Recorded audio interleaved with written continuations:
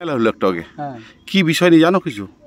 জানি মানে আমরা যে পাট্টার জমি অনেক দিন থেকে পেয়েছি 1999 সালে, তো আমাদের সেটা বাউন্ডারি করার ক্ষমতা হয়নি।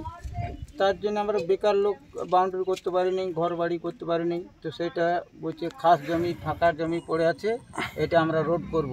তো আমরা বললাম না, আমাদের যখন দখল সত্ত্ব আছে তো আমরা এটা রোড করতে দেবো না।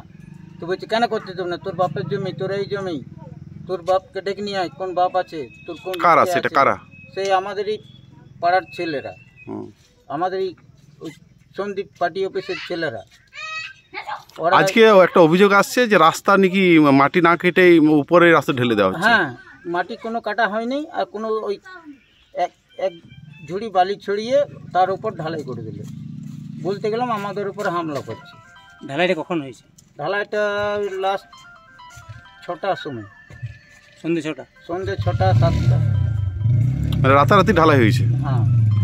তো মাটি কাটা হয়নি? মাটি কিছু কাটা হয়নি, একদম মাটি কাটা হয়নি। কি নাম আপনার? আমার নাম কিষ্টরুই দাস।